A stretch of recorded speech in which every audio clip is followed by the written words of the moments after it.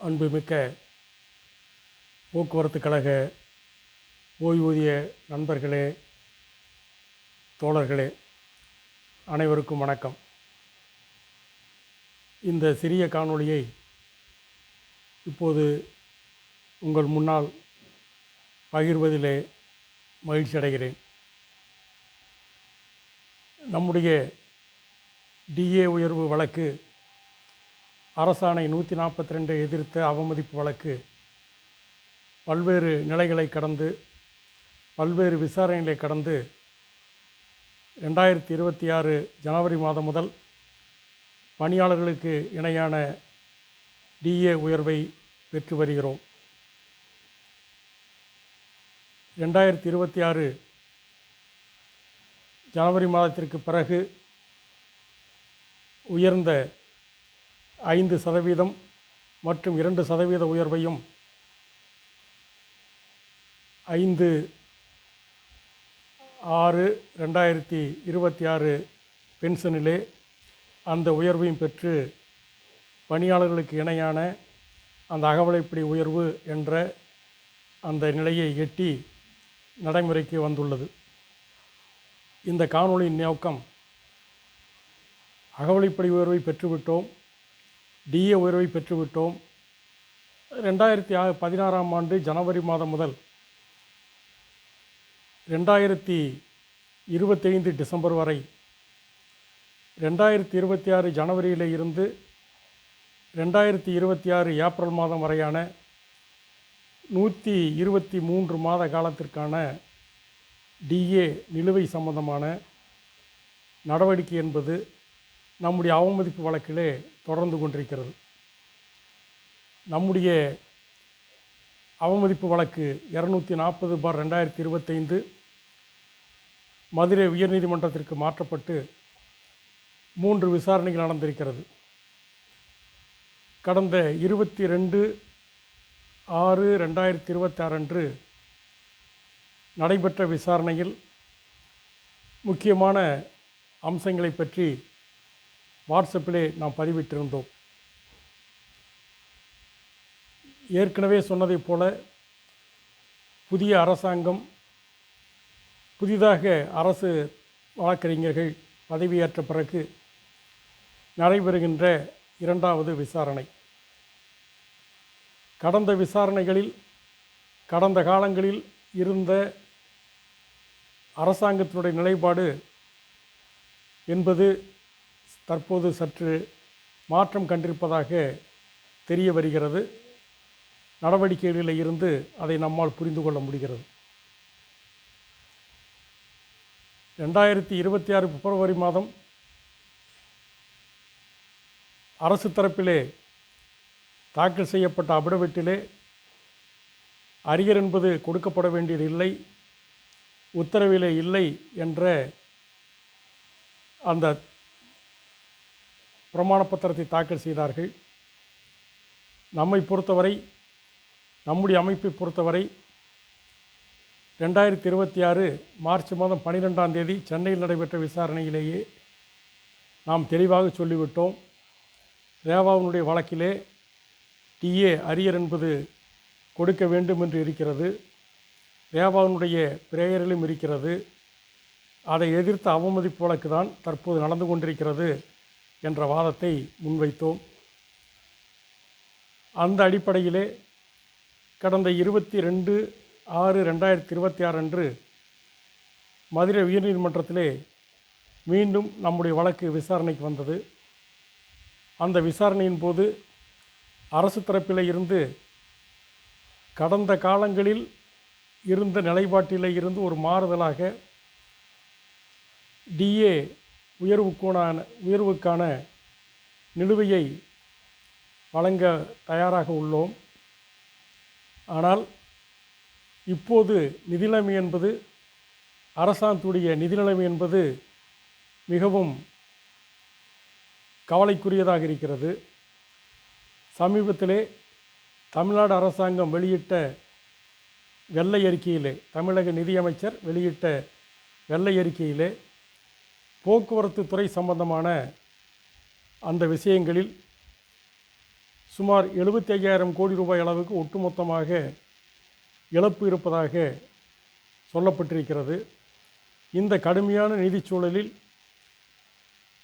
DA அரியருக்குண்டான இவ்வளவு பெரிய தொகையை கொடுப்பதிலே சிரமம் இருக்கிறது. நாங்கள் மனுதாரர்களோடு பேச்சுவார்த்தை பேசிக்கொள்கிறோம், பேசி முடிவு செய்து கொள்கிறோம் என்று அரசு தரப்பிலே சொன்னார்கள். நம்மை பொறுத்தவரை இதிலே பேசுவதற்கு எதுவும் இல்லை. இது ஒன்றும் பேச்சுவார்த்தையின் மூலமாக குறைப்பதற்கோ கூட்டுவதற்கான வாய்ப்புகள் என்பது இல்லை. டிஏ அரியர் என்பதை கொடுத்துத்தான் ஆக வேண்டும். ஏனென்று சொன்னால் டிஏ அரியர் என்பது ஏற்கனவே தீர்ப்புகளிலே சொல்லப்பட்டிருக்கிற 20A போக்குவரத்து கழக ஓய்வூதிய நம்பக விதி 20A டிஏ உயர்வு சம்பந்தமாக சொல்லுகின்ற போது அடிப்படை பென்ஷனோடு கூடுதலாக அகவலைப்படி இணைத்து வழங்கப்படும் என்று இருப்பதன் காரணமாக ஓய்வூதியத்திலே அந்த டிஏ உயர்வு என்பது வழங்கப்பட்டிருக்க வேண்டும். 120 மாத காலமாக வழங்காதற்குண்டான அந்த விஷயம் என்பதை ஏற்றுக்கொள்ள முடியாது. ஆகவே வழங்கியே தீர வேண்டும். பேசுவதற்கு எந்த முகாந்திரமும் இல்லை. ஏனென்றால் பேசுவதையெல்லாம் நீதிமன்ற விசாரணைகளிலே, வழக்கு விசாரணைகளிலே நாம் பேசிவிட்டோம், சொல்லியிருக்கிறோம் என்ற நம்முடைய கருத்தை ஆணித்தரமாக எடுத்து வைத்தோம். குறிப்பாக நமது தரப்பிலே ஆஜரான சீனியர் கவுன்சில் ரவீந்திரன் அவர்கள் சென்னையிலே இருந்து காணொளி மூலமாக அந்த விசாரணையிலே ஆஜரானார், வாதம் செய்தார். நம் தரப்பினுடைய வாதங்களை சொன்னதோடு ஒரு 18 பக்கத்திற்குண்டான பிரமாண பத்திரத்தை டிஏ அரியரை கொடுக்க வேண்டும், ஏன் கொடுக்க வேண்டும் என்பது சம்பந்தமான அந்த பிரமாண பத்திரத்தையும் அபிடவிட்டையும் தாக்கல் செய்திருக்கிறோம். அதை அடிப்படையிலே அரசு தரப்பில் இருந்து மீண்டும் ஒரு கோரிக்கை வைத்தார்கள் நீதிமன்றத்திலே. நாங்கள் கொடுத்து விடுகிறோம், எப்படி கொடுப்பது என்பது சம்பந்தமாக அரசாங்கத்துடன் கலந்து பேசி வந்து சொல்ல வேண்டியிருப்பதனால் 4 வார காலம் அவகாசம் கேட்டார்கள். நம்முடைய தரப்பில் இருந்து அவகாசம் கொடுப்பதிலே ஆட்சேபனை இல்லை. ஆனால் அடுத்த அவகாசத்தில் வருகின்ற போது ஒரு டிஏ நிலுவை வழங்குவது சம்பந்தமான ஒரு திட்டத்தோடு, ஒரு நல்ல திட்டத்தோடு அடுத்த விசாரணைக்கு வர வேண்டும் என்பதை பதிவு செய்ய வேண்டும் என்று நீதியரசரிடம் கேட்டுக்கொண்டோம். அதை அடுத்து அதை ஏற்றுக்கொண்ட நீதியரசர் அவர்கள் அடுத்த விசாரணைக்கு வருகின்ற போது எப்படி கொடுப்பீர்கள், எப்போது கொடுப்பீர்கள் என்ற விவரத்தோடு சிறந்த திட்டத்தோடு வர வேண்டும் என்று சொல்லி 27/7/2026 தேதிக்கு விசாரணை ஒத்திவைக்கப்பட்டிருக்கிறது. அரசாங்கத்தை பொறுத்தவரை என்ன நிலைப்பாடு எடுப்பார்கள் என்பது 27ஆம் தேதி தான் தெரிய வரும். அது எப்படி இருந்தாலும் அந்த நிலைப்பாடு என்பது நமக்கு சாதகமாக நாம் ஏற்றுக்கொள்ளத்தக்கதாக இருந்தால் ஏற்றுக்கொள்வோம். இல்லை என்று சொன்னால் தொடர்ந்து நம்முடைய விசாரணையை தொடர்ந்து நடத்தி முழுமையான டிஏ அரியரை பெறுவதற்கு தேவையான நடவடிக்கைகளை நம்முடைய அமைப்பு எடுக்கும். அதற்குண்டான ஏற்பாடுகளை நமது வழக்கறிஞர் மூலமாக செய்து கொண்டிருக்கிறோம் என்பதை இந்த நேரத்தில் சொல்லிக்கொண்டு, அடுத்து நடக்கின்ற 27/7/2026 அன்று நடக்கின்ற அந்த விசாரணையிலே அரசினுடைய நிலைப்பாட்டை பொறுத்து நாம் அடுத்த நடவடிக்கைக்கு தயாராக இருக்கிறோம் என்பதை தெரிவித்துக் கொள்கிறோம். இதோடு கூடுதலாக தற்போது தமிழ்நாடு அரசாங்கம் 24/6/2026 அன்று காப்பீடு திட்டம் சம்பந்தமான, மருத்துவ காப்பீடு சம்பந்தமான ஒரு அரசாணையை வெளியிட்டிருக்கின்றார்கள். அந்த அரசாணையிலே 1/7/2026 இருந்து 4 ஆண்டு காலத்திற்கு நடைமுறையில் இருப்பதான அந்த அரசாணையில் அரசு ஊழியர்களுக்கு, ஆசிரியர்களுக்கு, இதர துறை ஊழியர்களுக்கு, ஓய்வூதியர்களுக்கு அந்த மருத்துவ காப்பீடு திட்டம் பொருந்தும் என்று சொல்லி அதற்குண்டான அட்டவணைகளை, எத்தனை சிகிச்சைகள், எந்தெந்த மருத்துவமனைகள் என்பது உள்ளிட்டு 7,50 லட்சம் ரூபாய் அளவிற்கு மருத்துவ காப்பீடு எடுத்து செலவு செய்து கொள்வதற்கும், ஒரு குறிப்பிட்ட வியாதிகளுக்கு 12 லட்சம் வரை அனுமதிப்பதற்குண்டான ஒரு அரசாணை வெளியிட்டிருக்கின்றார்கள். இந்த அரசாணையுடைய குறிப்பிடத்தக்க அம்சம் இத்தனை ஆண்டு காலமாக நாம் மருத்துவ காப்பீடு கோரி பலகட்ட இயக்கங்களை அரசாங்கங்களோடு பலகட்ட பேச்சுவார்த்தை நடத்தியும் கூட கடந்த 2022ஆம் ஆண்டு நடைமுறைக்கு வந்த மருத்துவ காப்பீட்டு திட்டத்தினுடைய அந்த அம்சம் என்பது 2024 நம்மிடம் விருப்புரிமை கேட்கப்பட்டது. அன்றைய சூழலில் குறைந்தபட்ச பென்ஷனாக அகவலைப்படி உயர்வு இல்லாத நிலையிலே தொழிலாளிகளுடைய ஓய்வூதிய மாத பென்ஷனிலே பிடித்தம் என்பது நிதிச்சுமையை ஏற்படுத்தும் என்ற அடிப்படையில் அதிலே பல்வேறு கருத்துக்களை அரசுக்கு தெரிவித்திருந்தோம். அரசு அது சம்பந்தமாக எந்த மேல் நடவடிக்கை எடுக்கவில்லை. பெரும்பாலான ஊழியர்கள் விருப்புரிமை கொடுக்காத நிலையிலே அந்த மருத்துவ காப்பீடு திட்டம் என்பது நடைமுறைக்கு வரவில்லை. இப்போது இந்த அரசாணையிலே தெளிவாக சொல்லியிருக்கின்றார்கள். அரசாணையில் சொல்லப்பட்டு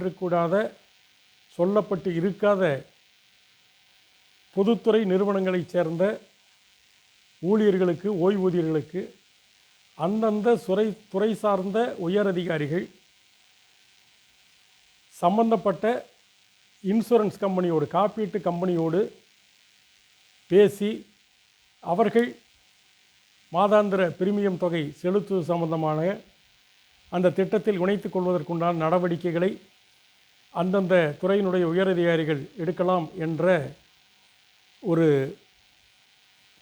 சரத்தும் அந்த அரசாணையில் இருப்பதன் காரணமாக அதை குறிப்பிட்டு நம்முடைய அமைப்பின் சார்பில் 27/6/2026 அன்று மாண்புமிகு முதலமைச்சர் அவர்களுக்கும், போக்குவரத்துறை அமைச்சர் அவர்களுக்கும், சுகாதாரத்துறை அமைச்சர் அவர்களுக்கும், போக்குவரத்துறை செயலாளர், சுகாதாரத்துறை செயலாளர், போக்குவரத்து கழக ஓய்வூதிய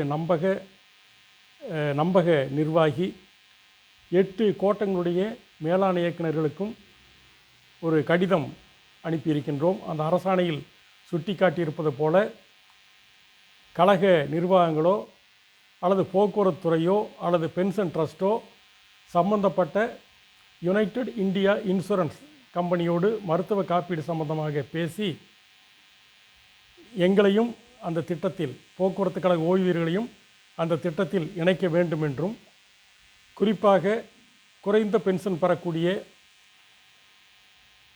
காப்பீட்டு திட்டம் பெறுவதற்குண்டான வருமான உச்சவரம்புக்கு குறைவாக 1,20,000 ரூபாய்க்கு கீழாக ஓய்வூதியம் பெறக்கூடிய ஆண்டுக்கு 1,20,000 ரூபாய்க்கு கீழாக ஓய்வூதியம் பெறக்கூடிய ஓய்வூதியர்களுக்கு மற்றும் குடும்ப ஓய்வூதியர்களுக்கு தமிழக முதலமைச்சருடைய காப்பீட்டு திட்டத்திலே இலவசமாக அந்த காப்பீட்டு திட்டத்தில் இணைத்துக் கொள்வதற்குண்டான நடவடிக்கை எடுக்க வேண்டும் என்று கேட்டிருக்கிறோம். ஏனென்று சொன்னால், மருத்துவ காப்பீடு சம்பந்தமான அரசாணையில் சத்துணவு, அங்கன்வாடி, குறிப்பிட்ட தொகுப்பூதியம் பெறக்கூடிய ஊழியர்களுக்கு அவர்களை முதல்வர் காப்பீட்டு திட்டத்தில் இணைத்துக் கொள்வதற்கான நடவடிக்கை எடுக்கலாம் என்று இருப்பதன் அடிப்படையில் அதையும் சுட்டிக்காட்டி நாம் நம்முடைய அமைப்பின் சார்பாக கடிதம் கொடுத்திருக்கிறோம். அது சம்பந்தமாக சந்தித்து பேசுவதற்கு நேரம் கேட்டிருக்கிறோம். ஆகவே மருத்துவ காப்பீடு சம்பந்தமாக மிக விரைவில் தேவையான நடவடிக்கைகளை எடுத்து நம்மையும் அந்த திட்டத்தில் இணைப்பதற்குண்டான நடவடிக்கைகளை மேற்கொண்டுள்ளோம் என்பதை தெரிவித்து கொண்டு, அடுத்து வரக்கூடிய விசாரணைக்கு பிறகு அதில் வரக்கூடிய நிலையை பொறுத்து அடுத்த கட்ட நடவடிக்கைகளுக்கு நாம் திட்டமிடுவோம். ஏற்கனவே நிலுவையில் இருக்கக்கூடிய வழக்குகளை, நடந்து வரக்கூடிய வழக்குகளை விரைவுபடுத்துவதற்குண்டான நடவடிக்கைகளை வழக்கறிஞர்களை கலந்து விரைவுபடுத்தியிருக்கின்றோம். அதற்காக சென்னையில் இருக்கக்கூடிய நம்முடைய மாநில மைய நிர்வாகிகள், மதுரையில் இருக்கக்கூடிய மாநில மைய நிர்வாகிகள் அந்தந்த நீதிமன்றங்களிலே நடக்கக்கூடிய வழக்குகள் சம்பந்தமாக அந்தந்த நீதிமன்றங்களுடைய வழக்கறிஞர்களோடு தினந்தோறும் தொடர்பு கொண்டு அதை விரைவில் கொண்டு வருவதற்குண்டான நடவடிக்கைகள் எடுத்துக்கொண்டிருக்கிறார்கள் என்பதை இந்த நேரத்தில் தெரிவித்துக்கொண்டு மீண்டும் பல விவரங்களோடு அடுத்த காணொளியில் சந்திக்கலாம் என்று கூறி விடைபெறுகிறேன். நன்றி, வணக்கம்.